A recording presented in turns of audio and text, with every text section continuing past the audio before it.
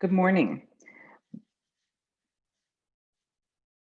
Welcome to the workshop, Ingenuity, Innovation, and Inspiration, Tools for Meeting the Needs of Holocaust Survivors. I'm Stacy Barber, co-chair of Federation's National Holocaust Survivor Initiative. So what's the National Initiative?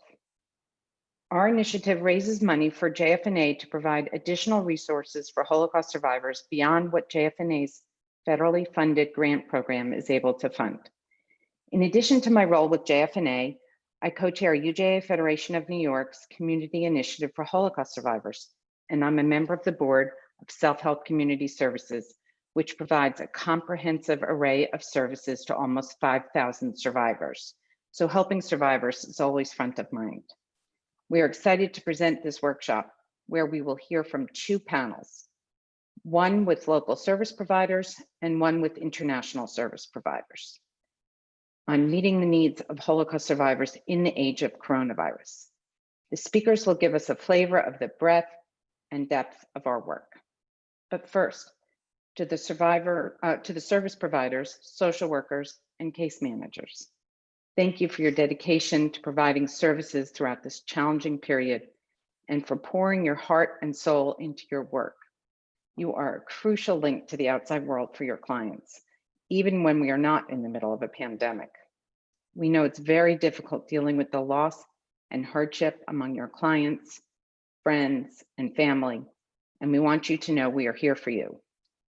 To the family and friend caregivers, you want to give everything you can to your survivor parents, grandparents, aunts, uncles, friends.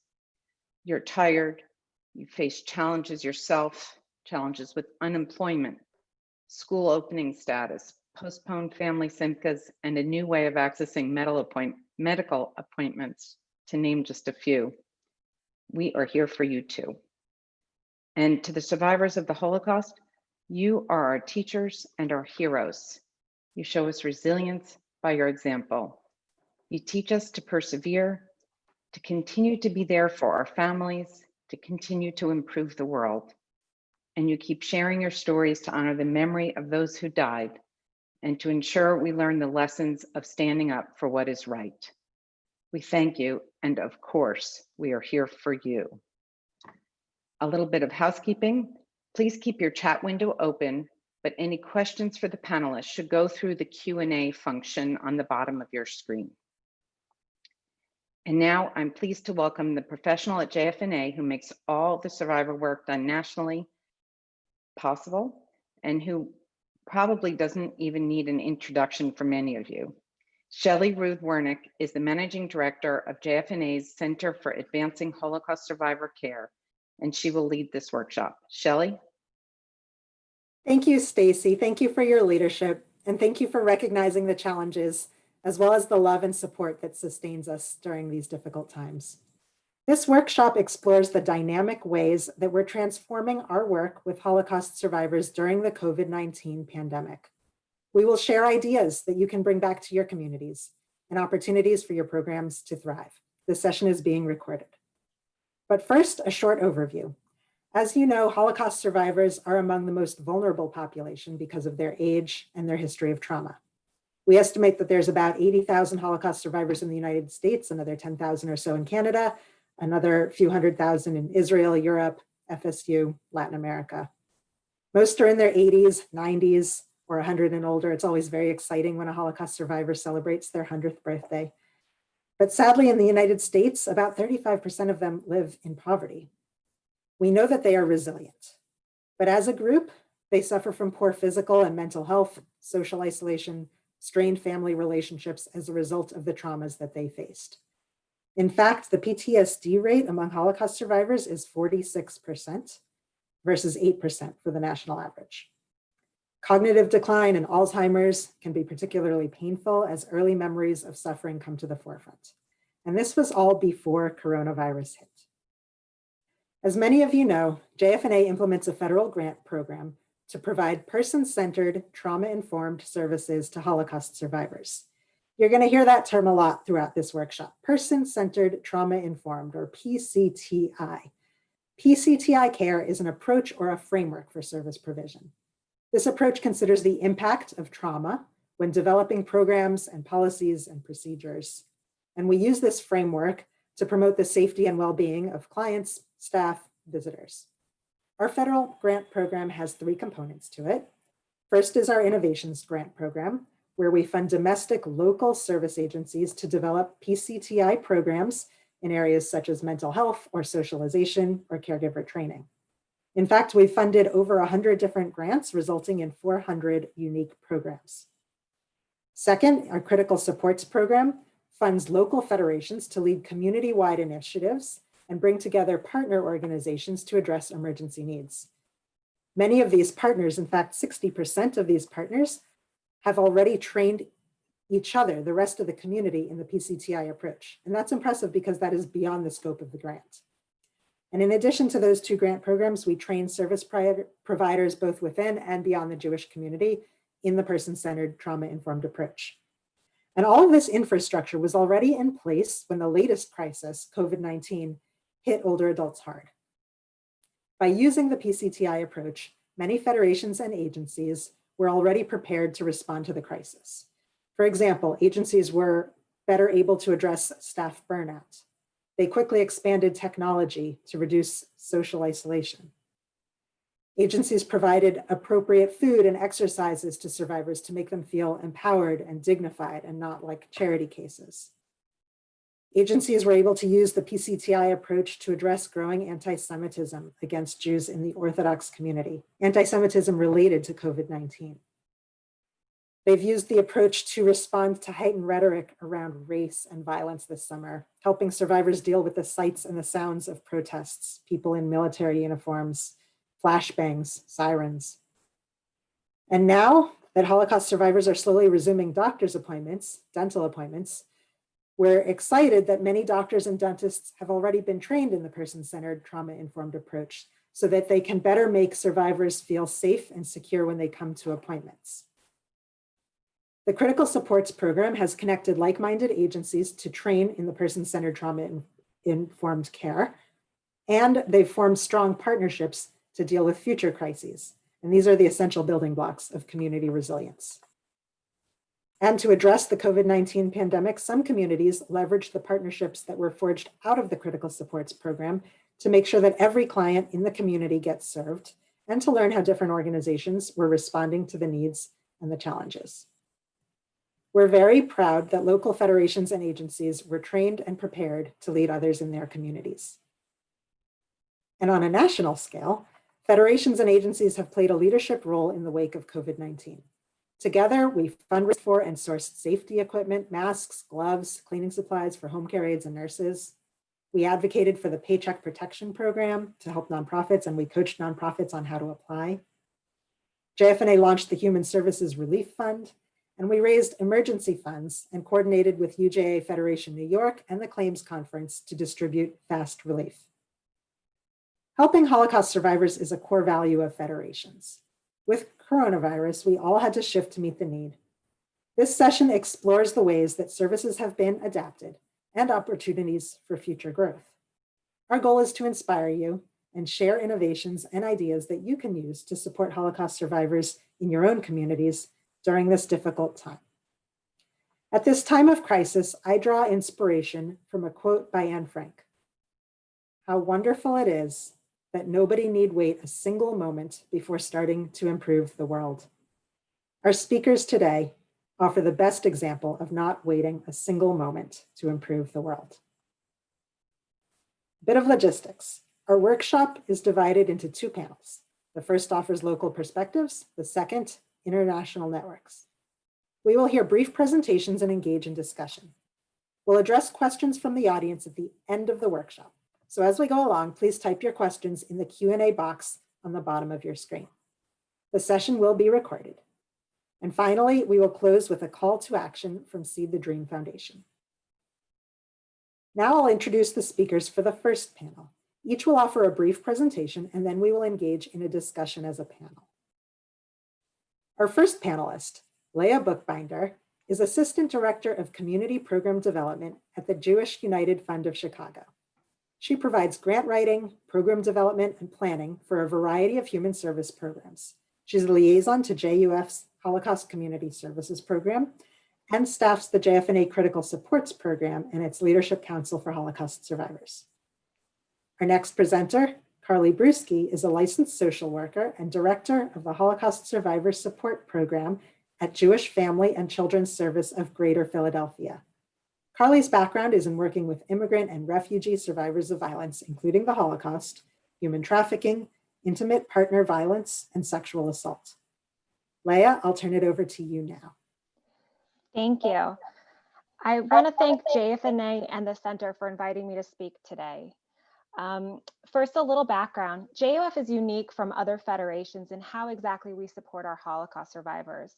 It was actually JUF that in 1999 founded Holocaust Community Services, which is the only local program in Illinois solely dedicated to the needs of Holocaust survivors. HCS is administered by CJE Senior Life, which is our leading elder care organization supporting older Jewish adults in the community. In 2019, JUF was part of the inaugural cohort of now 8 federations to receive a critical supports grant from JFNA Center. This aims to expand the national capacity to provide PCTI care to Holocaust survivors, to convene leadership councils to develop strategies and services to prevent and resolve crises among Holocaust survivors, and of course, provide critical support services through subgrants so that survivors may age safely in their homes.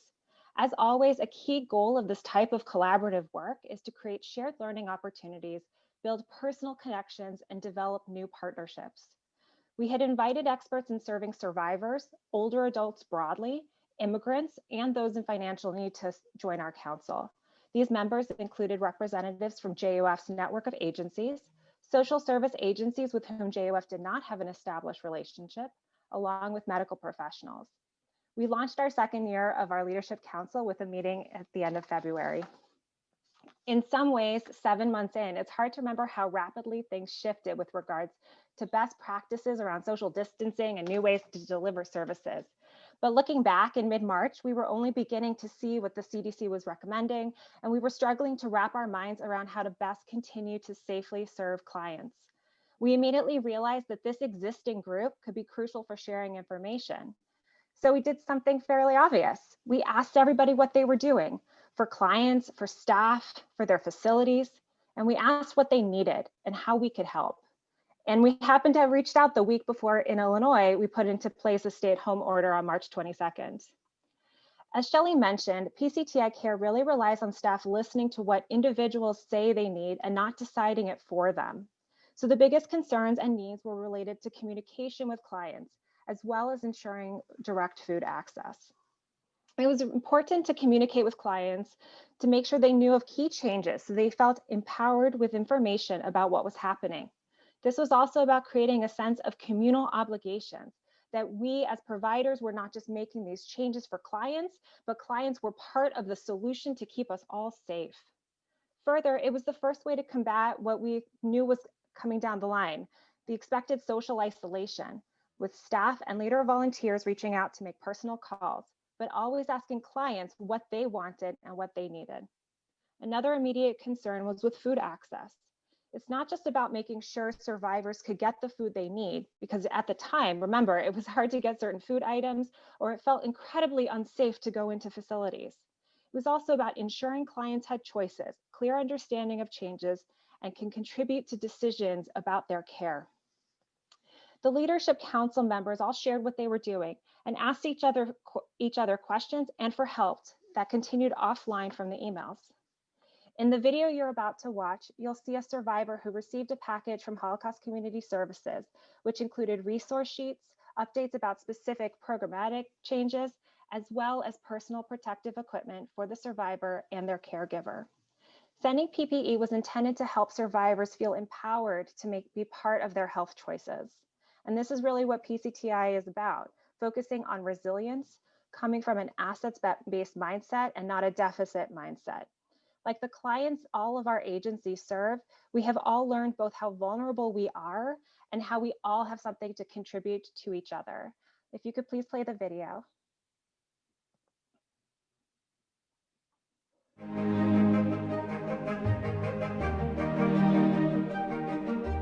was touched that your gift contained mask and gloves. This stuff which very important and very essential now, especially for coronavirus and pandemic.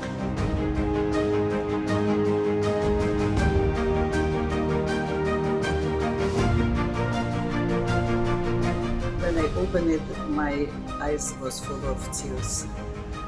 Believe me that you and your colleague, make very good job, and it was absolutely heroic. So thank you very much from the bottom of my heart.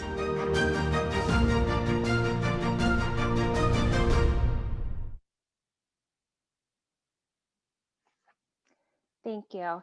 And now we'll hear from Carly.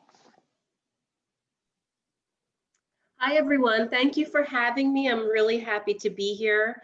My name is Carly Bruske, and I'm the director of the Holocaust Survivor Support Program here in Philadelphia. And Philadelphia, we are lucky to be recipients of 2 Jfna Innovation Grant cohorts.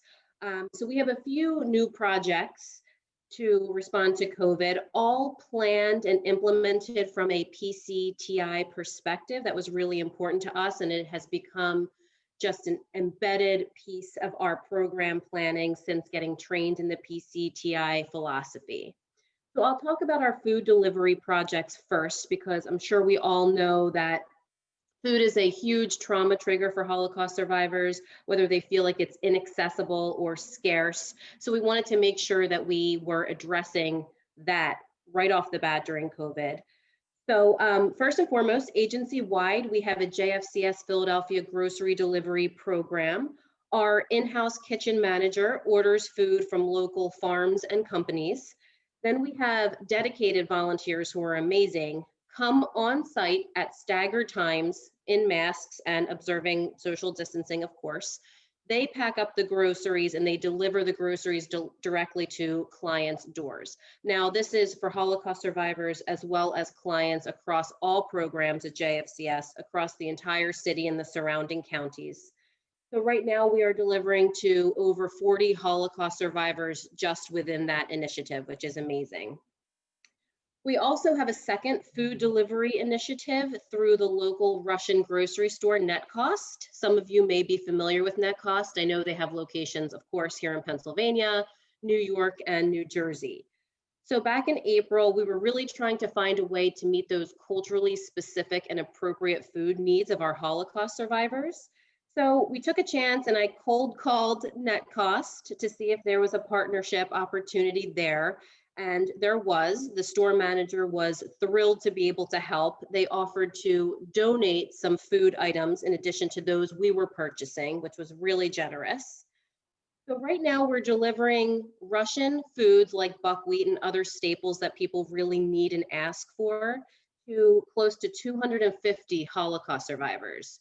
We run these programs twice a week, so Thursdays and Fridays. Our internal JFCS bus driver, Joe, is incredible. He picks up the groceries from Netcost. They're huge boxes of produce, all different kinds of food, preserves, dairy, anything you can really think of. Joe picks them up, loads up the bus, and then he drops them off at our Holocaust survivors' home. So he brings it upstairs, leaves it at their door, and the survivors have just been thrilled with this program. I think, you know, they've expressed to us that they've felt really seen and heard through this program because we're specifically reaching out to the Russian grocery store where many of our survivors shop. They all tend to live around that area. And so that they weren't forced to go out into the grocery store and do their own shopping during COVID, we wanted to make sure we were bringing those types of items to them directly. Some other feedback we've heard just about the contents of the boxes themselves is that many of the products are so high quality that survivors weren't able to purchase them on their own in non-COVID times. So they felt really, again, seen and heard that we were putting such care and thought and PCTI philosophy into purchasing those types of groceries and having them delivered directly to them. So that has been an extremely successful program. Like I said, our clients just seem to love it. We are adding people every week to that list, and we're getting food out as quickly and efficiently as we possibly can. We've also sent out care packages as well with things like hand sanitizer, antibacterial soap, large print puzzle books, masks, batteries, gift cards when we can to the local grocery store for those who had children or home health aides that were doing the shopping and bringing food over to survivors. I also want to mention our newsletter, which is a little bit of a shift from the food programs that I was just discussing, but this newsletter that we send out monthly was really created when our in-person health and wellness workshops, of course, had to cease due to COVID. So we wanted to find a way to keep connected with survivors, keep them engaged, give them something to look forward to. So we put together this newsletter based on content that they were saying they need and want. Many submissions come from survivors themselves. They send us their essays, stories, photos of their families, photos of their artwork, any kind of narrative they want to share. So we're seeing a lot of excitement, even from survivors that typically were not our go-to public speakers that want to submit to the newsletter. So it's been really wonderful. We also include regular pieces from our nurse practitioner about telehealth, and a slew of health issues that pertain specifically to older adults and Holocaust survivors that they might want to learn about. We've had our rabbi contribute with grief and loss pieces. We've had our social workers contribute with pieces such as healthy sleep and how to take care of your mental health during COVID. We've had our other consultants that have presented at some of our other workshops. The geography lady, for example, she does a travel piece for our survivors. She creates puzzles and games around a new country every month, and she writes about that country. They love that. So I think that the newsletter has been a response to COVID, but it's certainly going to be something that's ongoing and sustainable for us because, again, we've just had this surge in interest in it from survivors, and they look forward to it every month and they give us feedback on it every month. So that has been really successful, and I think it's pretty simple to replicate, and if anybody would like additional information about that, I'm happy to provide that. The last piece I wanted to mention is just our friendly caller program. So we did expand our care navigation or our intake hours. So someone can call in if they want to chat about something that's not care management related, specifically with their social worker. They could speak with a volunteer. It helps them feel less isolated. It helps them feel connected to JFCS. So the friendly callers really are again, our amazing volunteers that really want to make sure that Holocaust survivors are feeling seen and heard, again, implemented from a PCTI perspective. So I think those are probably our biggest pieces that we will continue to adapt and modify as COVID continues. But we've had a lot of success there, and I am certainly happy to answer questions or talk more about any of those initiatives if anyone is interested. So thanks, and Shelley, I will give it back to you. Thank you, Leah. Thank you, Carly. Thank you for sharing your work with us. Now let's engage in a brief discussion. As a reminder, audience members may type questions into the Q&A box, and we'll get to those questions at the end of the session.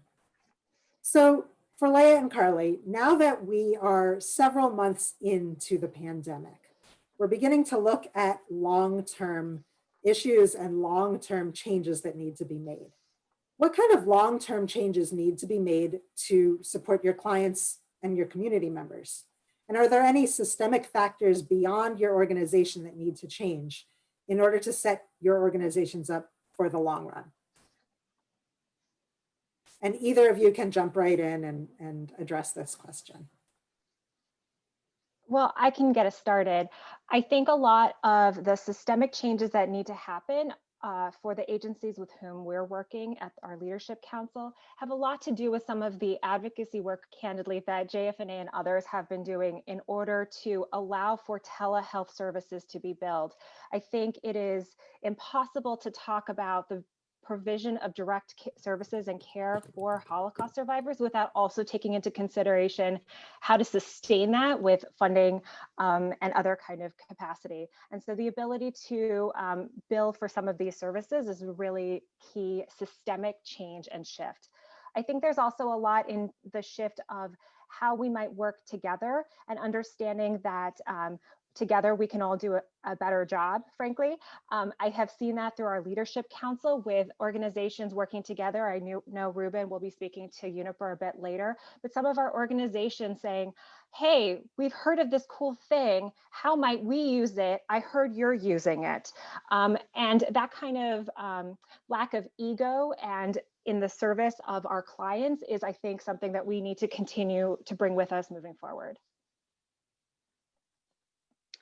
That was very well put, Leah. I was going to say something very similar. And I think just in terms of for staff and clients alike, it's just about staying connected and finding new and creative ways to stay connected. And I think for our staff, something I wanted to mention to this group is we came up with a really cool initiative in partnership with the JFS in Chicago, where their clinical staff are facilitating an online support group for our Philadelphia-based staff. And then our Philadelphia clinical folks are facilitating an online support group for Chicago staff.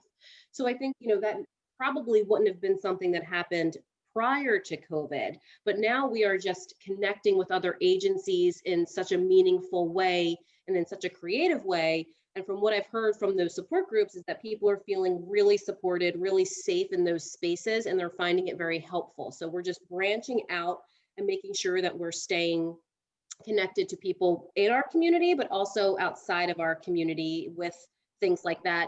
And that initiative is actually led by our in-house trauma committee. We have a PCTI steering committee that was born out of our first Jfna grant. And that's just one of the things that we're taking on right now. We've been a busy committee during COVID, and that's just one of the things we've been able to do. And we're really proud of it, and it's been really impactful. So again, if any other agencies want to get involved in something like that, we're happy to provide information around it. That's really fascinating, Carly. Can you go into the reason why you had staff from one agency supporting staff from the other agency and vice versa?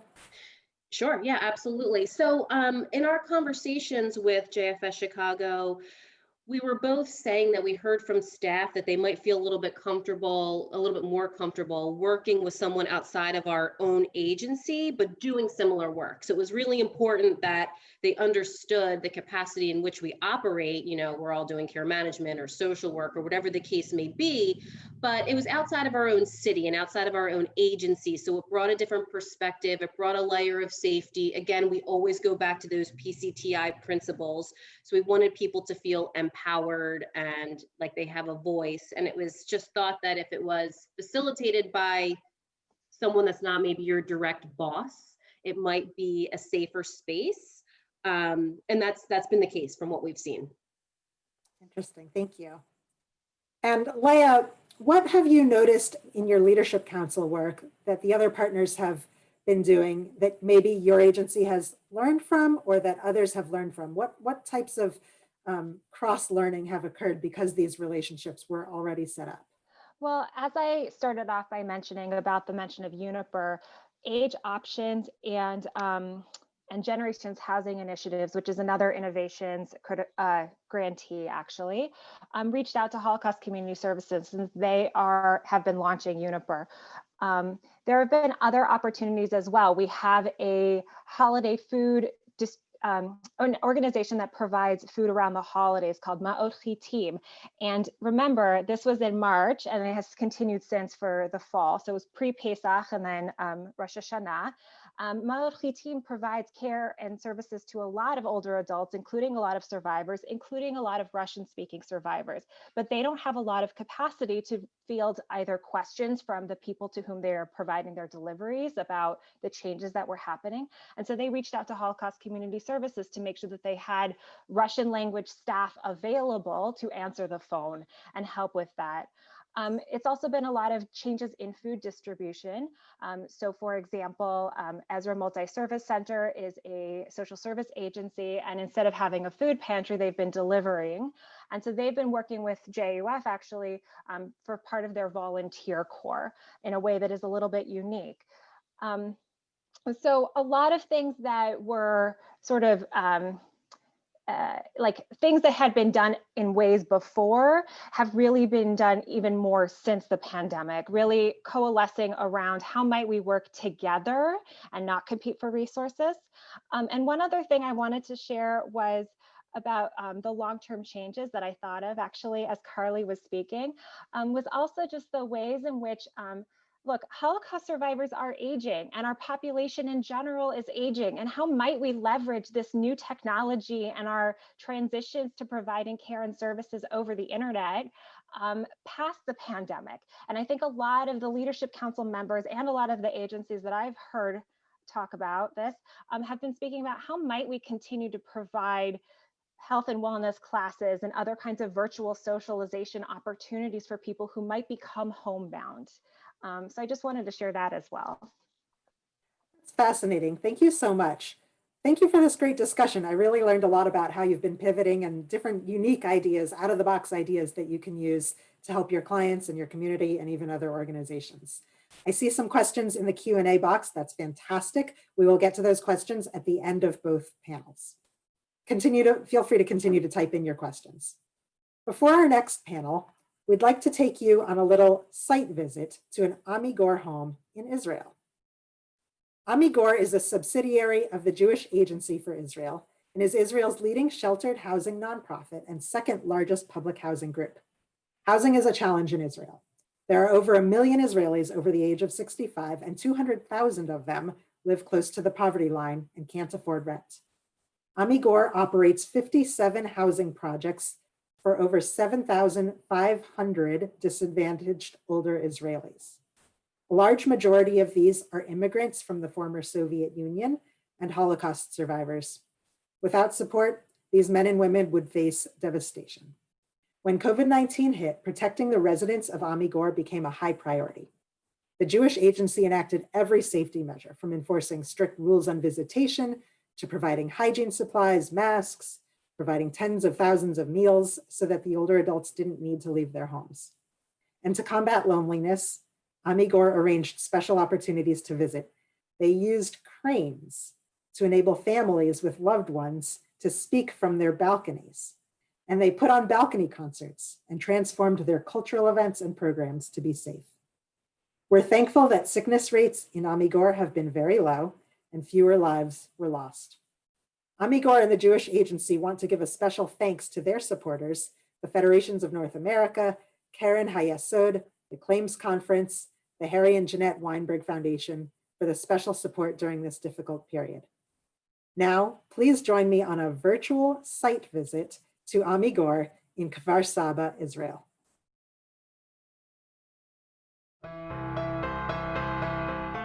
Shalom, my name is Erez Shani. Welcome to Ami Gor home in Kfar Saba. Ami Gor is a subsidiary company of the Jewish Agency for Israel and was established almost 50 years ago. We are the largest provider for affordable housing for seniors in Israel. Ami Gor have 57 homes across the country from the north to the south, 7,000 elderly in 6,000 apartments. Please join me and take a look and visit our home here in Kfar Saba.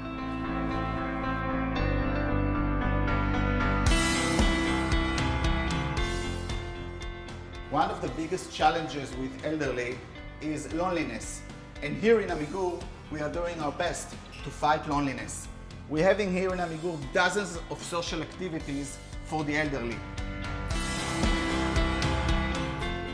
The most wanted activity is singing and choir. We have 34 choirs in Ami Gor, and during the COVID-19, we couldn't operate that. So instead of that, we brought a singer and we did a balcony concert. One of the nicest couples that live here in this facility is Nathan and Juliet Goldman. Nathan and Juliet made Aliyah from Belgium, and both of them are Holocaust survivors. 60% of the elderly that live in Ami Gor are Holocaust survivors. Let's meet them.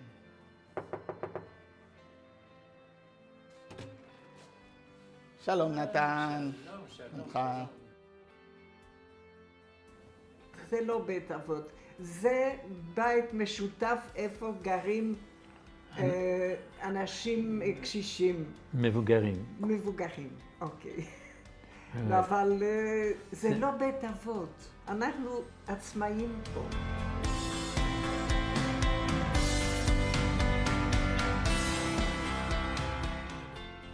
Lydia is the house mother. Every morning when she's coming to the office, she's doing a good morning call. She's calling to every tenant that live in her facility to make sure that they are okay and if they need any help. בוקר טוב, גברת פולנסקי. It was very challenging during COVID-19 quarantine. The first step that we did, we closed all our homes for visitors and we shut down all the activities.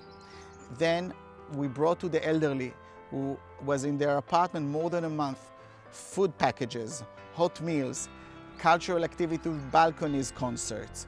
And the highlight, we reunited the families and the elderly using a crane. Seeing the family reunite with each other was heartwarming and brought tears to our eyes. אבא! וואי, לא ראיתי אותך כבר חודש וחצי. מה איתך? איך אתה מרגיש? תודה לאל, הכל בסדר. איזה כיף לראות אותך, אבא. איזה כיף לראות אותך. לראות אתכם זה תרופה. יותר טוב מתרופה. אבא, אני אוהב אותך הכי בעולם. גם אני אוהב אתכם הכי בעולם. נבוא כולנו איך שזה ייגמר. וזה... תראו על עצמכם. וזה שעוד. וואי, אבא, אני אוהב אותך מאוד. Today in Israel, there are 27,000 elderly in a waiting list to receive an affordable housing. A couple of years ago, the Jewish agency in Ambigur developed the Social Housing Initiative, and its aim is to build 2,650 apartment units across the country. Even now, during the COVID-19, we are still in full force in construction in many sites. We are right now building 1,100 apartments in Tel Aviv, in Ashkelon, in Herzliya, in Ashdod, and in Beersheba. And by the end of the year, we will build another 700 units in two complexes in Netanya. Thank you all for taking the time to visit Amigur home in Kfar Saba. You are all welcome in your next trip to come and visit us and to be with us. Shalom and goodbye.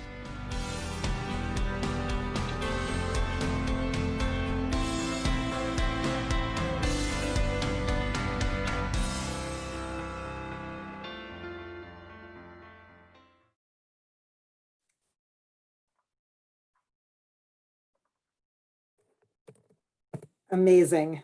That balcony scene just gets me every time. I've seen Amigur's choir perform and they sing with such pride. I can only imagine how painful the isolation is for the performers. And I'm impressed with how Amigur creatively implemented safe programming for the residents. Our next panel offers a continental and international look at our work with Holocaust survivors during the pandemic. I'll introduce the three panelists, and each will offer a brief presentation, and then we'll engage in discussion as a panel. Our first panelist, Miriam Weiner, is the Assistant Executive Vice President for North America and Director of Allocations at the Conference on Jewish Material Claims Against Germany, also known as the Claims Conference. She's responsible for the development and supervision of social welfare programs for Jewish Nazi victims in over 40 different countries. Our next panelist, Ruben D. Rotman, is the founding president and CEO of the Network of Jewish Human Service Agencies. Network members provide the majority of Holocaust survivor services funded by the Claims Conference and Jfna. And the network itself administers the Uniper Cares technology program across several cities. And our final panelist, Amy Israel Pregelman, serves as the executive director and co-founder of Kavod, and spearheads the Kavod Survivors of the Holocaust Emergency Fund, or Kavod Chef initiative. This initiative works with federations and service agencies in 24 cities to fund and deliver emergency services.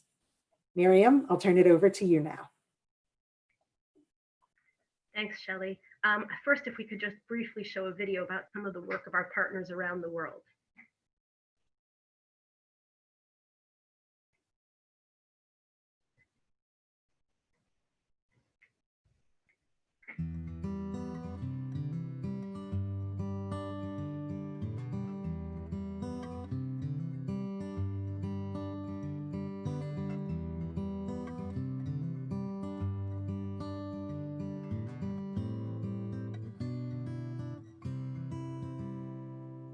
כוועידת התביעות, מיד עם פרוץ מגפת הקורונה, הקמנו קרן חירום שהחלטנו להתמקד בנושא המזון והמיגון האישי לצוותים המעניקים טיפול לניצולי השואה. שיתוף פעולה עם הקלמס קונפרנס ועדת התביעות הוא אחד מהשיתופי פעולה המרכזיים ביותר שלנו. הקלמס קונפרנס ועדת התביעות היא דוגמה למופת של מערכת ענקית שידעה להגיב מהר לסיטואציה של משבר.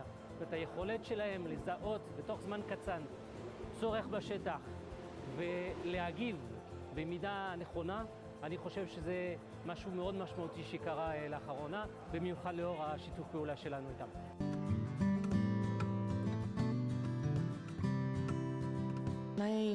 Големите предизвикателства и всъщност то е свързано и с част от нашите страхове, а именно хората чисто емоционално да се чувстват зле, което рефлектира и върху физическото и психическото им състояние. Решихме да им даряваме емоции. Нешама означава душа. Във всяко едно пликче се съдържат емоциите, които могат да те накарат да денят и да изглежда по-прекрасен, по-цветен. Във всяка една торба ние сме сложили книжки, които са създадени от нашите екипи от арт-терапевти. С занимания за ума, въображението, логиката. Другото са неща, които можем да си правиме вкъщи. Също така специални книжки, които са свързани с физически упражнения. Целта на книжките е първо, както казах, да подобрим психоемоционалното състояние на клиенти и пациенти, за да могат те да не се чувстват толкова изолирани и по този начин те сами да поискат да активизират своето тяло. Свързани с емоции беше да заснем 7 човека, които са Holocaust survivors и са емблематични.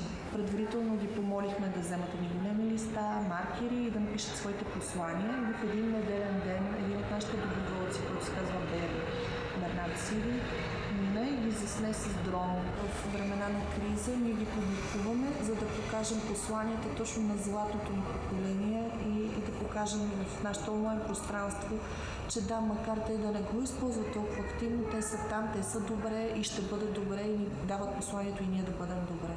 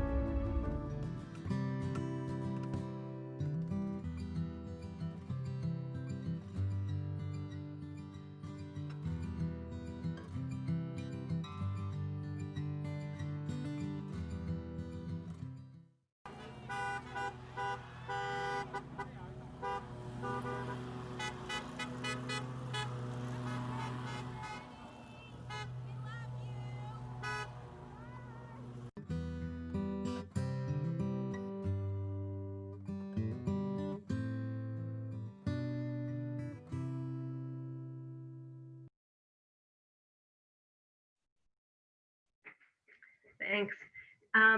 Since this pandemic has began, the Claims Conference has really focused with two main motivators in mind, and that is flexibility and responsiveness. So once the pandemic reached the shores of the US, we immediately started changing the way we operate in order to help our partners in the field respond to the crisis. The first thing we did was advance hundreds of millions of dollars to our agencies so they shouldn't have to worry about cash flow and they can just deal with the needs of their clients. The second is that we relaxed our reporting deadlines and a lot of our requirements in order to bring new clients onto services. So things like accepting electronic signatures, allowing case managers to do assessments of clients on the phone or virtually, since of course they couldn't meet clients in person. By early April, we'd launched a $4.3 million COVID emergency response fund with also contributions from the Weinberg and Landecker Foundations. And we also worked in partnership with the Azrieli Foundation in Canada with our programs there.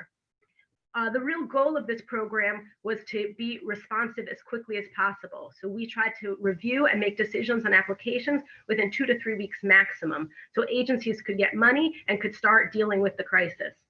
We were able to award 170 agencies grants in over 20 countries. And as you can imagine, the most common things that were needed was the personal protective equipment, the cleaning supplies, food assistance, remote socialization, increased case management time, and also technology for our agencies, because not all of them were set up to have their workers be able to work remotely. So they often needed computers, internet access. The other thing that we were able to do was, and this was very significant, was convince the German government that 20% of every agency's budget should be flexible money.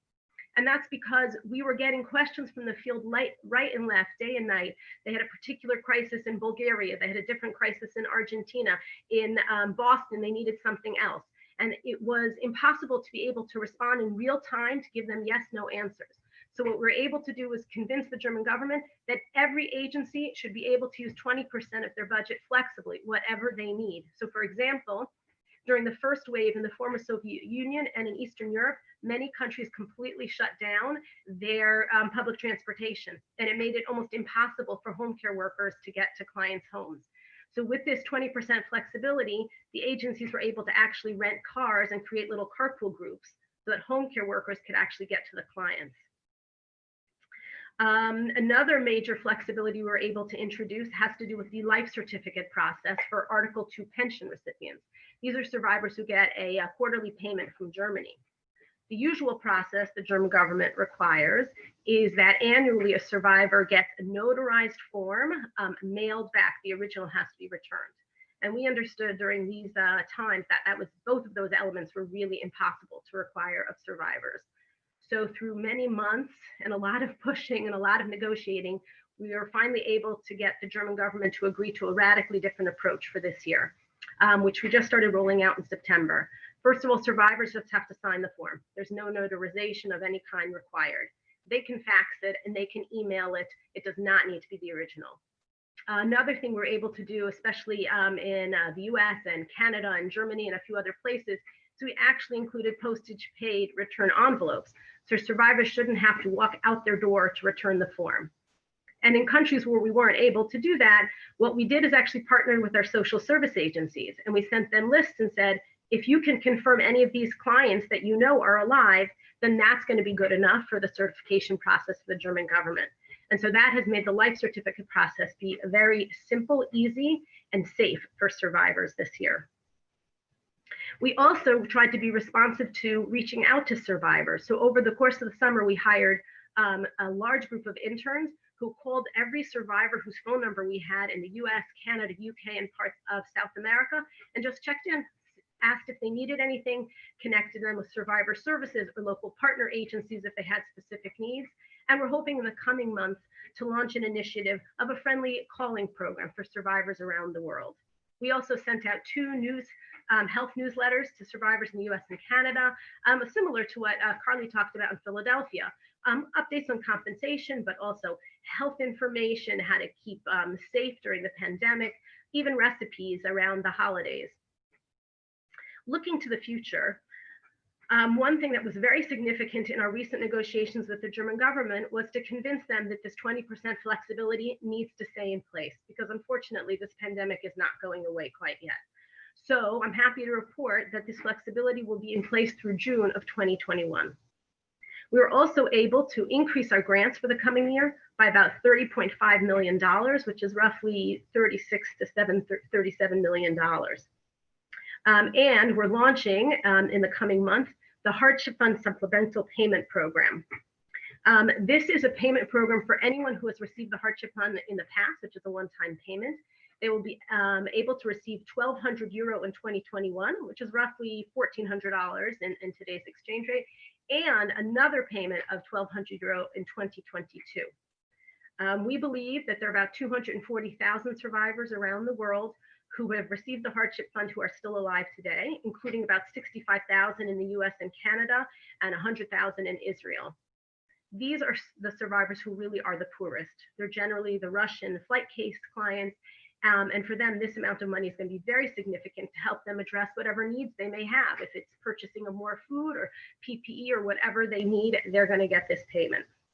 This also means that over the course of the next 6 to 12 months, the claims conference is basically going to be in touch with nearly every survivor alive, because we're going to be reaching out to the people who are eligible for the Hardship Fund and of course through the life certificate process for the pension recipients. And this way we can connect them with local social service agencies and find out what their needs are.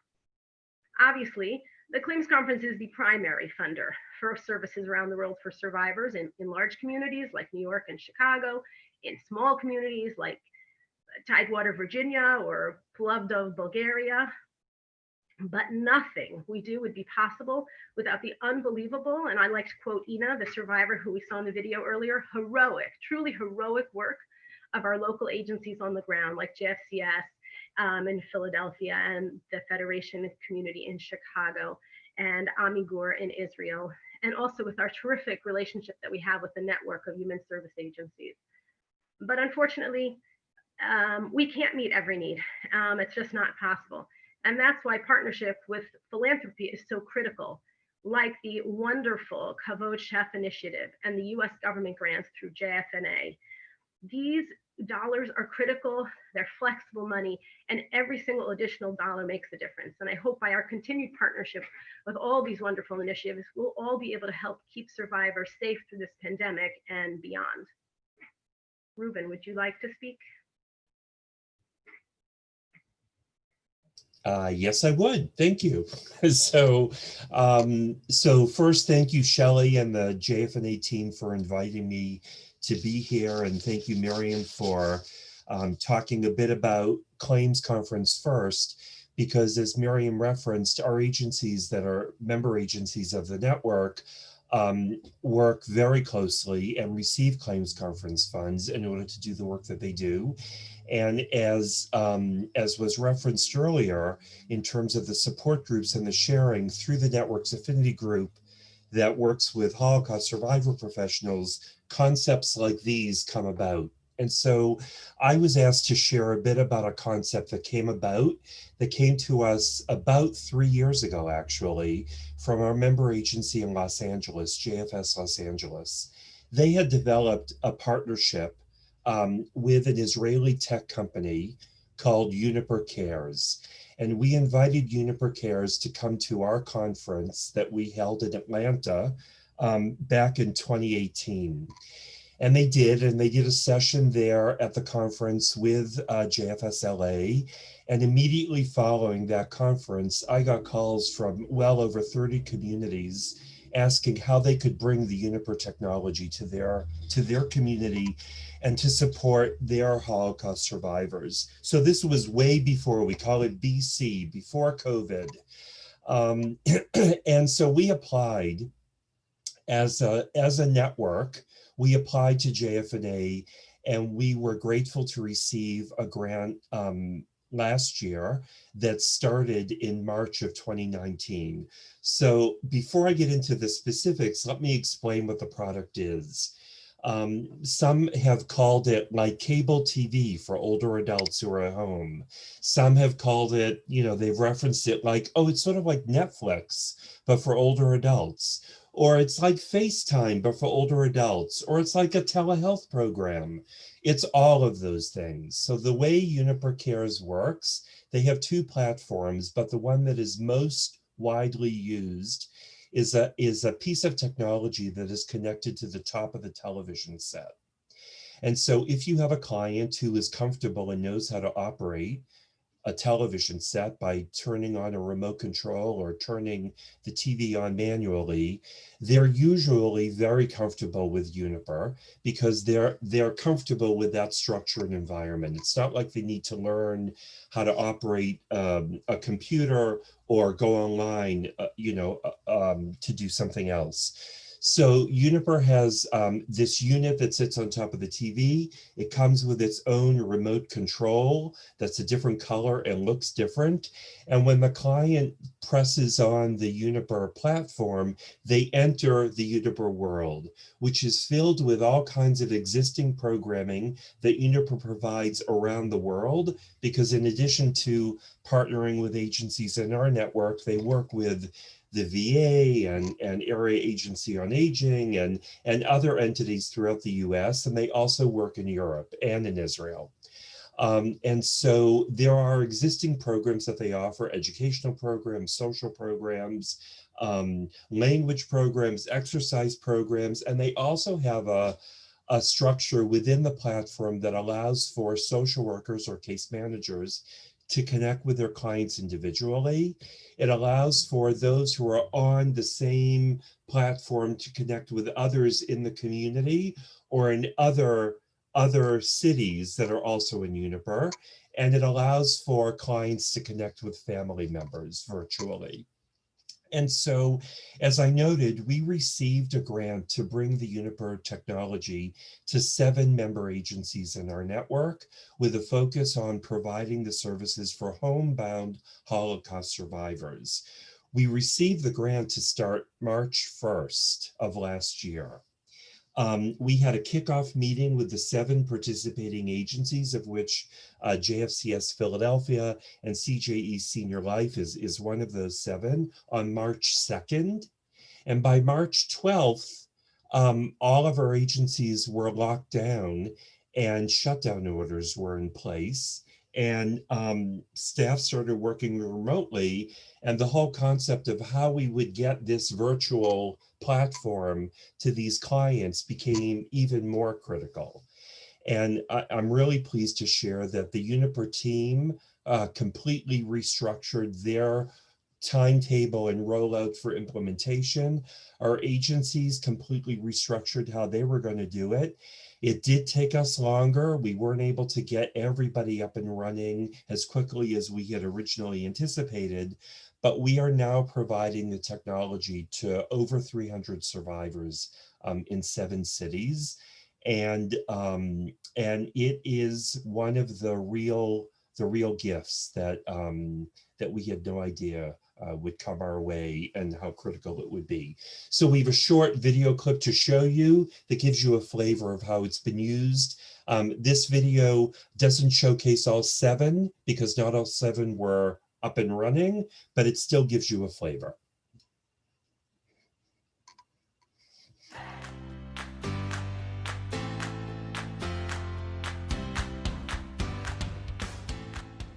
I've enjoyed quite a few of the different programs on Uniper. Okay. I think it's been wonderful. I especially enjoy the laughter yoga, which we have. Yes, you do, Mala.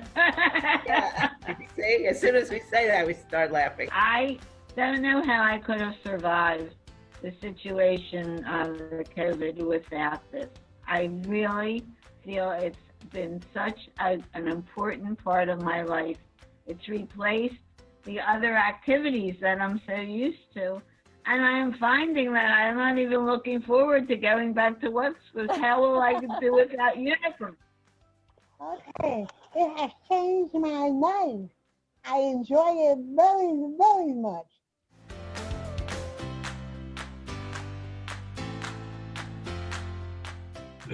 So I'll show the people, if you want to say seated, I'll do it to the side here. All I want you to do is just curl those legs back and forth if you want to do this seated. If you want to do this standing, stand up behind your chair if possible and hold on to your chair. And all you're going to do is have a good sturdy balance, because remember, balance is important for falls. Pick a leg. I'm going to start with my left and just curl that back all the way to your booty if you can.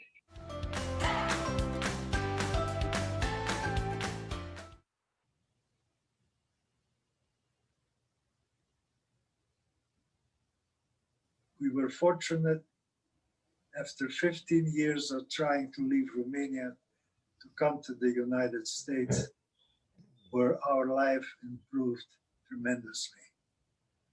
So I ask you very much to not forget what happened. Try to remain good, productive, loving citizens of this wonderful country.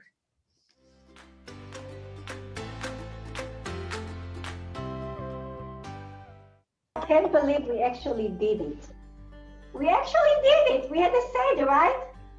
Right. It wasn't perfect, but we did it, right? Short and sweet.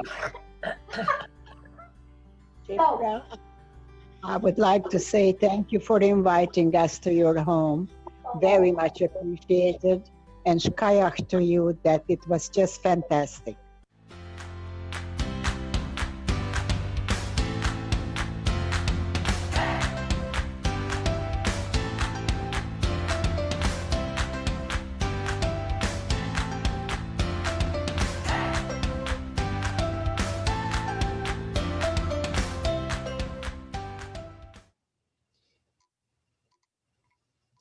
Thanks so much. I now want to invite my colleague, Amy Israel Pregelman from Kavod Chef.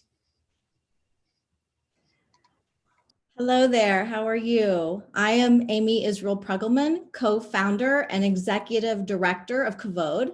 Thank you to Jfna for the invitation to participate in this important conversation, and Miriam and Ruben, Carly, Leah, Shelley for all your hard work every day. Every week, we receive hundreds of requests that offer us daily reminders of why we are doing this meaningful work. This is one of them. A Holocaust survivor fell and broke her hip and required 24/7 care.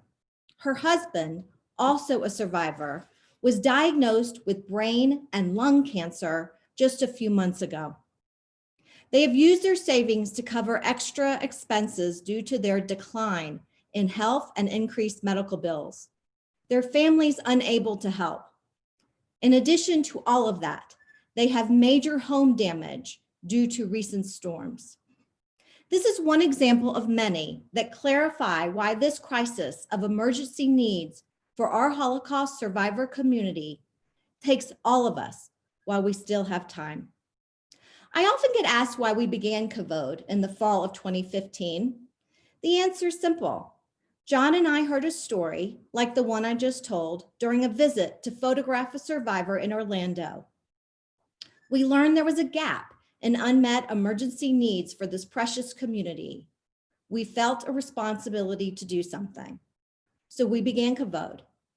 Our goal was to create a secondary option for survivors and offer this support in the most dignified way, which is why we chose the name Kavod, which means honor, dignity, and respect. It's not a simple process to develop, build, and grow a nonprofit. We had a lot of partners along the way. In the beginning, we had the Memphis Jewish Foundation as our back office while we became a 501c3, and they partnered with us as we grew. We joined forces with the network with Ruben to connect with JFS agencies across the US so we could understand the need and reach the survivors. We slowly built relationships with individuals who donated from 18 to 1800, knowing that 100% of every dollar would go to meet those emergency needs. Then in 2019, we joined in partnership with Seed the Dream Foundation to co-create an initiative that would change the impact of Kavod in ways we could only dream of when we just started 4 years before. Together, we built Kavod Chef, Survivors of the Holocaust Emergency Fund, to tackle the complex emergencies happening in our survivors' lives that were over and beyond the great resources already in place. The idea was to build a collective communal response, a community that included Jfna, local federations, local agencies, foundations, donors, and individuals who exponentially increase the accessible funds available for Holocaust survivor direct service needs, as well as increase awareness so this crisis could be combated. With this increase of accessible funds, combined with the operation systems of Kavod, we knew we could make an impact. We launched this partnership in the spring of 2019. Seed the Dream Foundation and more than 20 philanthropists and foundations quickly joined a coalition of national partners to set Chef in motion. This effort continued and expanded substantially in 2020 with 27 partner communities due to this growing need. Each community partnership raised new dollars that are matched 1-for-1 with national match dollars. Our upgraded infrastructure at Kavod grew in such robust ways that we were able to go from distributing aid of over 400,000 over 3.5 years to over 2 million in just the past 14 months. In the last 10 months, we have completed over 8,000 requests in a quick, efficient, and seamless way. What we could have never anticipated was a pandemic crisis woven into the emergency situations we were already experiencing. One day, we were all functioning within one reality. The next day, the universe shifted, and Kavod Chef was equipped, ready, and prepared to maneuver the unknown. Chef was set up to be an emergency response operation, and COVID showed us that what we built worked and still does.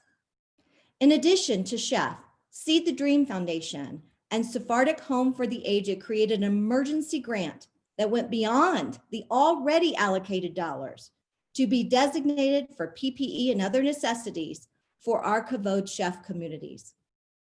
Our direct payment system adjusted from paying dentists and doctors to working with caterers, grocery stores, and local butchers to make sure the survivors had the food they needed without leaving the safety of their homes. And the work continues. I will close with this quote from our agency partner in Fairfield County, Connecticut. Kavod Chef has literally put eyeglasses on eyes so people can see, hearing aids in ears so people can hear, shoes on feet so people can walk, food in mouths so people don't go hungry. Thank you again. Thank you, Amy. Thank you, Miriam, Ruben, Amy, for sharing your work with us. Ruben, I like that, BC, before COVID. I might start using that. Let's engage in a brief discussion. We only have time for one question, and all three of you may address the one question. And as a reminder, audience members may type your questions into the Q&A box, and we'll get to those questions at the end of the session. So what opportunities do you see? Now that we're several months in, I'll ask this long-term question again. What long-term investment needs to happen in order to sustain the infrastructure and to sustain all of the agencies in order to serve Holocaust survivors? How do we create a more robust and comprehensive service delivery model under this new way of life? And any of the three of you can begin to address this question, asking about long-term investment needs for the future. So I think I'll jump in and just echo what Leah said earlier about telehealth. Certainly Uniper was not selected because it could be a telehealth platform, but it is being used incredibly so in that manner right now. And the flexibility that we have, because we are still operating under a public health emergency, is allowing Medicare and Medicaid and other insurances to reimburse telehealth. We are working very closely with Jfna and other coalition partners to really advocate for that continuity. I do think the virtual network that Uniper taught us about is one that lends itself to lots of capacity building resources for agencies that are working with survivors around the globe, not just through Uniper, but through other virtual platforms. And we should be finding ways to build on that. If I can add with what Ruben was saying, I think there's some tremendous opportunities for partnerships amongst agencies, right? So some agencies are creating content on Uniper that can be used by other agencies. We have been doing a lot of research on different socialization models over the last 2 months, and we hope we're going to be able to do something more proactive in 2021. There are many different models. There's just working on the phone. There's the Uniper model. There's Zoom. There's other internet-based programs. But everyone doesn't need to make Shabbos for themselves, as they say, right? There's a lot of opportunity, and we're hoping that we can help agencies share content, and that will reduce some of the stress on individual agencies, and the ones that have expertise in putting content on the internet, let them do what they're good at so that other agencies can benefit. And I think also long-term, we really need to help support our case managers, like that interesting program that Carly mentioned, because working with clients remotely is even more draining than when you're able to just pop in and see them in their homes. And I think that they need a lot of ongoing support to help them be able to continue to do the great work that they're doing.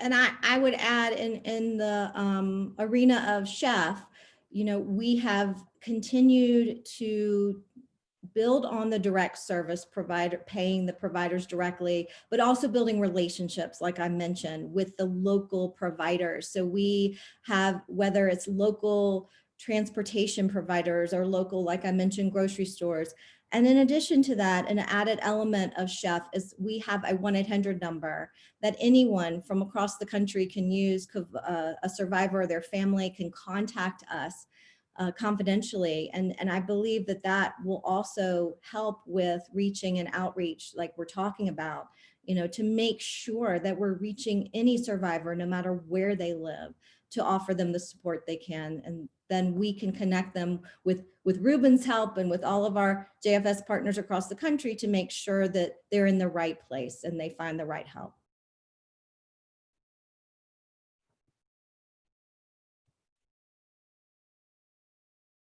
Thanks, Amy. At this time, I'd like to move into questions that the audience has asked. And these questions might be appropriate for any number of our panelists. We had 5 esteemed panelists today, so if all 5 of you could be prepared to answer some of these questions, that would be wonderful. I'll start with some of the general questions that were asked and then some of the questions that were directed toward specific speakers. So in general, how do agencies find survivors that are in need of help? Specifically those who live in isolation without family around. They might not be affiliated with a Jewish organization. No one really knows who they are or where they are. How would an agency, a local organization, locate this survivor in order to serve them? What are some of the techniques that can be used? There are so many different ways that agencies use. You know, there are news articles that are written. There are opportunities to put your programs and services on the media through whatever media, television, radio, etc. There's outreach to rabbis. There's outreach to area agencies on aging. While they may not be able to tell you specifically if it's a survivor, they can talk about connecting with seniors in need, and inevitably through word of mouth and through extensive public relations efforts and community partnerships that go on with other organizations, individuals are identified. I also can say that the Claims Conference does advertising whenever there's a new fund that is announced. That advertising does help to bring out new survivors. And whenever there's programming that gets any type of awareness, visibility, it also brings out new survivors. Whenever there's, you know, a program that an agency might sponsor or some Holocaust commemoration event around Yom HaShoah, things of that sort tend to bring out survivors. And the other dynamic is that physicians make referrals. Physicians and dentists make referrals. Attorneys make referrals. Home care agencies make referrals. All kinds of other partners that work with older adults that aren't necessarily set up or trained even to work with survivors specifically, learn that the individual is a survivor, and then will have in their head, oh, I think this organization does things for survivors. You should contact them. You might be able to get some help. If I can add, over the summer, as I mentioned, we actually called every survivor that we had a phone number for who wasn't associated with an agency. So we were specifically calling people who weren't affiliated with an agency to say, how are you doing? Do you need anything? And here's the local agency in your area if you do. And we did send out a newsletter to every survivor that we know of in the US and Canada. And we listed all of our partner agencies by state, as well as some of the umbrella organizations that serve clients who live not in a specific service area. So that's also a way that news gets out to survivors who may not already be connected to agencies. Speaking of partnerships, a question came in. They know of an example of a partnership with a dental organization to provide dental assistance for Holocaust survivors. Do you see other types of partnerships to be able to bring specific services to Holocaust survivors outside of the JFS? And this question might be very appropriate for Leah or Carly. Yes, I can speak to that here in Philadelphia. We are very connected with the local JCC, Klein Life, especially recently with the Uniper initiative. We're partnering with them to get the word out and to get some systems delivered and installed for them. I would also just mention that we started during COVID doing Facebook Live events and JFCS Click videos, we're calling them. So it's agency-specific information for potential survivors or just for community members in general who are looking for resources and support around resilience or people who are feeling a resurgence in that trauma that they may have experienced. So that's a way that we're getting our information out to the wider community in addition to the referrals. But yeah, I would say that we're working very closely with the Jewish Relief Agency. Everybody here in Philly, we're very fortunate and very lucky to have relationships that are, you know, deeply rooted. So yeah. Actually, similarly to Carly, and I started off by alluding to this, here in Chicago, JUF is actually the lead for Holocaust Community Services, that is entirely administered by CJ Senior Life. They are the experts and direct social service providers. But one of the things that has positively contributed toward is that we actually have already worked within a partnership mentality for survivor services through our familiar agencies. So HCS works closely with the JFS in Chicago that Carly referenced, as well as HIAS. There's a local HIAS Chicago, which is part of JCFS as well. Another example from previously is with our Maorchi team, which provides food package deliveries at the holidays. And a number of years ago, they cross-reference lists. What has been really tremendous about the Leadership Council is expanding it beyond our Jewish partners, as it were, to other kinds of partners. And just by having conversations so that other agencies that are not Jewish agencies know where they can refer Holocaust survivors to. So for example, Generations Housing Initiatives has been a part of our Leadership Council, and their partnership with Holocaust Community Services has truly benefited the survivors that are living in their facilities, making sure that those survivors are tapping into all claims conference resources for which they should be available if they are eligible, following all the guidelines. And all of that. So sort of like you've said, Shelley, from the beginning, a lot of the groundwork that we all of us on this call and who are listening have established prior to the pandemic is really what has lifted us in these times. Thank you. Carly, there were a couple of questions about the newsletter. Can you explain how the newsletter is distributed, how you might deal with technology issues, and people have asked to receive samples or example copies of the newsletter as well. So we can help with distribution, with facilitating those who have asked for samples of it. But can you describe how it's distributed? Sure. So it's fairly grassroots in terms of just a snail mail mailing each month, but it's certainly a project. I mean, we send the newsletter to over 400 open active survivors in our caseload. So we just mail them out each month. And then when there's something specific happening, let's say we want to send out a Unibur flyer, we make sure that's in Russian and English, and we'll send that with the newsletter. Or recently, an example would be we're really trying to advocate for our clients and help them learn how to vote by mail if they choose to. So that was translated into Russian. We sent that out with the newsletter, but it's very much, you know, just like the grind of printing it all out and folding it and sending it out. That's what we do as a team. I have an amazing admin, and then the social workers pitch in with the translation component and with stuffing envelopes when we have to. So it's nothing magical, but that's how we do it. Thank you. We have time only for one more question. And as a reminder, if any questions didn't get answered, feel free to email me afterwards and I can help facilitate answering those questions. This last question is about food delivery and food packages. How are they being made accessible to Holocaust survivors, to older people who may have limited muscle ability in their hands to cut oranges, for example? What are some ways that the food is being made accessible for Holocaust survivors?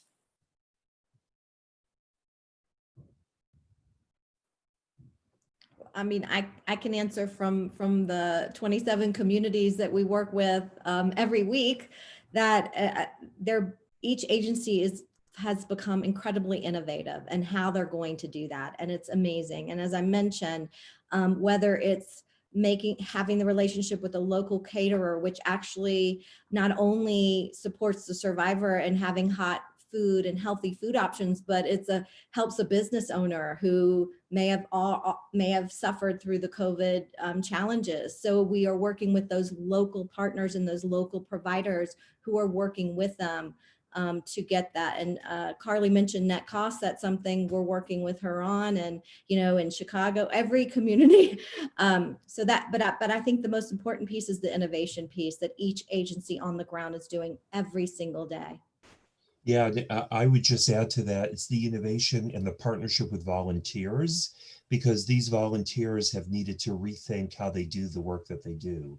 So many agencies have created what they're calling shop and drop services, where volunteers are actually doing the grocery shopping and then delivering them and customizing how the delivery is happening, so that if the client doesn't have the ability to bend down and pick up the package, they're working through that level of detail. And they're also working through details in terms of the types of food. Again, it goes back to PCTI, ensuring that the client is getting what they need and what works for them.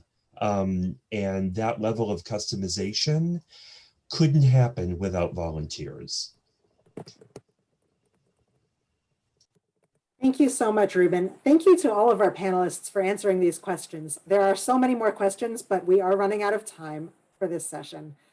I'd like to now call on Talia Kaplan, Executive Director of the Seed the Dream Foundation, to close our workshop with a call to action. Talia and her team are working tirelessly to provide needed funds for Holocaust survivors. Talia. Thank you, Shelley. And thank you to JFNA, with a special thanks to Eric Fingerhut, Shira Hutt, Shelley Wernick, and Bradley Lay for your partnership in Kavod Chef and the significant effort you continue to devote to shining a light on and addressing the critical needs of Holocaust survivors. We also want to recognize Amy Israel Pregelman, our extraordinary partner in Kavod Chef, and each of the panelists who spoke today for this substantial work you are each doing to keep this issue front and center and bring much needed support to survivors. Every dollar that is brought into this space is and continues to be essential.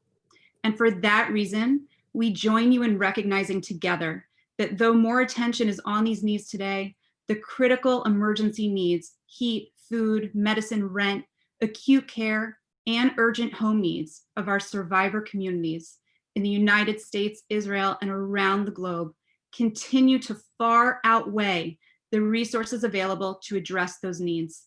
That was true before the pandemic. And the numbers demonstrate, the panels today illustrate that those basic unmet needs of survivors have only continued to grow as a result of the COVID-19 crisis. I am sure we all agree that these numbers are astounding. 80,000 survivors live in the United States. More than 1/3 are living in poverty. 185,000 survivors live in Israel. More than 60,000 are living in poverty. One survivor suffering would be one survivor too many. Now is the time for us to come together, to act together, to ensure that every Holocaust survivor, those who suffered the unimaginable, are not left suffering again during these last years. Let's show our survivor community together that we see them. We are here. We are listening. We have not forgotten, and they are not forgotten. As Professor Elie Wiesel, Zichrono Livracha, urged us, whenever and wherever human beings suffer, we must do something to honor their dignity. See the Dream Foundation will continue to match the additional dollars necessary for the emergency resources for Holocaust survivors in the United States and Israel. We hope you will join us. Thank you, Talia. I think we can all agree to that. We're so grateful that See the Dream has been able to step up and step in and assist with the fundraising efforts as we work together to provide needed services, support, and build up infrastructure, the agencies that serve all of our Holocaust survivors. So thank you so much for your partnership and your work on that. Thank you everyone, to our chair, Stacy Barber, our speakers, friends, partners, federations, and agencies across the globe for your work each day. Thank you for sharing your insights with us today. Please enjoy the rest of the General Assembly. Stay well.